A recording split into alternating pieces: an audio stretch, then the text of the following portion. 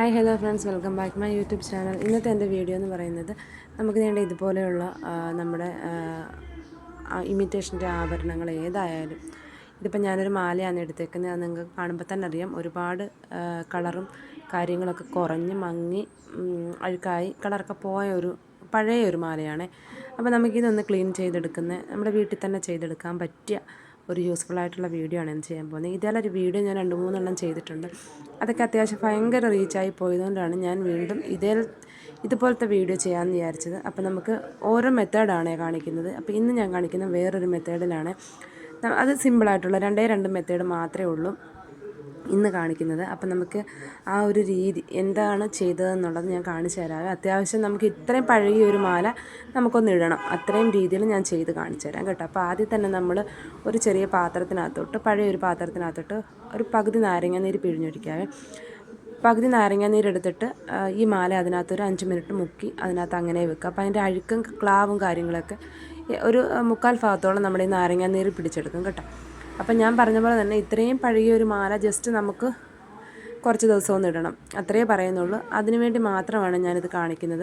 ഈ മാല നമുക്ക് ഓൾറെഡി ഞാനിത് റെഡിയാക്കി എടുത്തതായിരുന്നു. ഇപ്പോൾ 2-3 ടൈം ഉപയോഗിച്ചിട്ടാണ് ഞാനിത് വീണ്ടും ഇത് ചെയ്യുന്നത്. അപ്പോൾ നമ്മൾ കുറച്ചിങ്ങനെ ഒരു 5 മിനിറ്റ് ഒന്ന് മുക്കിയിട്ടേക്കുക. അതിന് ശേഷം നമ്മൾ ചെയ്യാൻ പോകുന്നത് ഒരു പാത്രത്തിനകത്തോട്ട്, ഒരു പഴയൊരു പാത്രത്തിനകത്തോട്ട് നമ്മുടെ ഈ നാരങ്ങ നീരും മാലയും കൂടെ ഇട്ട് കൊടുക്കുക. നമ്മളതൊന്ന് തിളപ്പിച്ചെടുക്കാൻ പോകാം കേട്ടോ. അത് ഞാൻ പറഞ്ഞ 2 മെത്തേഡേ ഉള്ളൂ കേട്ടോ. അതിൽ കൂടുതൽ ഞാൻ ചെയ്ത് കാണിക്കുന്നില്ല, കാരണം ആ 2 മെത്തേഡ് ആകുമ്പോഴത്തേന് നമ്മുടെ മാല നല്ല പോലെ കളർ വരും കേട്ടോ. അപ്പോൾ ഇത് അങ്ങോട്ട് ഇട്ട് കൊടുത്ത് നാരങ്ങ തോടും കൂടെ നമുക്ക് അതിനകത്ത് ഇട്ട് കൊടുക്കാം. അതിനുശേഷം നമ്മൾ മഞ്ഞൾപ്പൊടിയാണ് ഉപയോഗിക്കുന്നത്. നമ്മുടെ കറിക്കെടുക്കുന്ന മഞ്ഞൾപ്പൊടി അത് കുറച്ച് ഒരു 1/4 ഭാഗമോ 1/2 ഭാഗമോ ഇട്ട് കൊടുക്കാം. ഓവർ മഞ്ഞ കളർ വേണ്ടാന്നുണ്ടെങ്കിൽ നമുക്ക് മഞ്ഞൾപ്പൊടിയുടെ എണ്ണം കുറച്ചാൽ മതി കേട്ടോ. ആ ഒരളവ് കുറച്ചാൽ മതിയേ. ഇതിട്ട് കൊടുത്ത് കുറച്ച് വെള്ളവും കൂടെ ഒഴിച്ച് നല്ലതുപോലെ ഒന്ന് തിളപ്പിച്ചെടുക്കാവേ. അപ്പോൾ ഈ ഒരു മെത്തേഡ് കഴിയുമ്പോഴത്തേനും നല്ല വൃത്തിയായിട്ട് നമ്മുടെ മാല നല്ല കളറോടുകൂടി വരും. ഞാൻ നിങ്ങളെ കാണിച്ചു തരാം. അത് കഴിഞ്ഞിട്ട് നിങ്ങൾക്ക് കുറച്ച് 1-2 സ്റ്റെപ്പ് വേറെ ഉണ്ട്. അത് ഞാൻ ചെയ്യാത്തതെന്ന് വെച്ചാൽ, ഇതിപ്പം നമുക്ക് ഓൾറെഡി നല്ല രീതിയിൽ കിട്ടിക്കഴിഞ്ഞു. അപ്പോൾ പിന്നെ ഞാൻ വിചാരിച്ച ആ ഒരു മെത്തേഡിലോട്ട് പോകേണ്ട കാര്യമില്ല.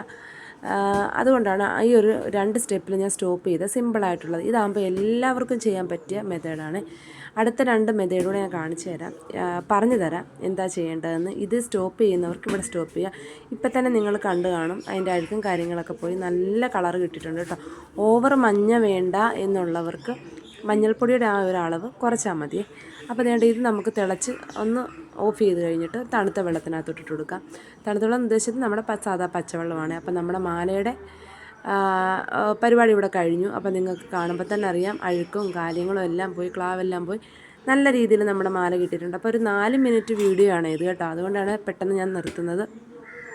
അപ്പോൾ അതേ കഴിഞ്ഞു കേട്ടോ. ഇത്രയേ ഉള്ളൂ, നമ്മുടെ മാല റെഡിയാക്കി കിട്ടിയിട്ടുണ്ട്. നിങ്ങൾക്ക് കാണുമ്പോഴേ അറിയാം നല്ല കളർ വന്നിട്ടുണ്ട്. ഇതല്ല, ഇനി നിങ്ങൾക്ക് ഒരു 2 സ്റ്റെപ്പ് കൂടെ ഞാൻ പറഞ്ഞു തരാം, ചെയ്യുന്നവർക്ക് ചെയ്യുക. ഞാനിപ്പം ഈ ഒരു വീഡിയോ ഇവിടെ സ്റ്റോപ്പ് ചെയ്യുവാണേ.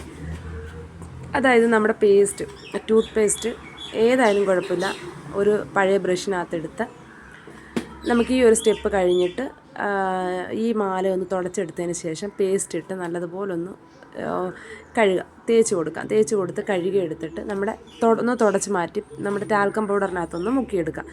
അവിടെ വരെ നിങ്ങൾക്ക് ചെയ്യാവുന്നതാണ് കേട്ടോ. അപ്പോൾ എനിക്ക് അത്രയും ചെയ്യേണ്ട ആവശ്യമില്ല. നമ്മുടെ മാല നല്ല രീതിയിൽ കളറായി വന്നിട്ടുണ്ട്. അതുകൊണ്ട് തന്നെ ഞാൻ ഇവിടെ ഈ ഒരു വീഡിയോ ഈ ഒരു 4 മിനിറ്റാക്കി ഞാൻ വൈൻഡപ്പ് ചെയ്യുവാണ്. അപ്പം ഞാൻ മാല തൻ്റെ കയ്യിലോട്ട് എടുത്തൊന്ന് കാണിച്ചു തരാം. നല്ല കളർ വന്നിട്ടുണ്ട്. അപ്പോൾ എല്ലാവരും ഈ വീഡിയോ ഇഷ്ടപ്പെട്ടെങ്കിൽ നമ്മുടെ ചാനൽ സബ്സ്ക്രൈബ് ചെയ്ത് വീഡിയോ ലൈക്ക് ചെയ്യാൻ മറക്കരുത്. അടുത്ത വീഡിയോ ആയിട്ട് കാണാം.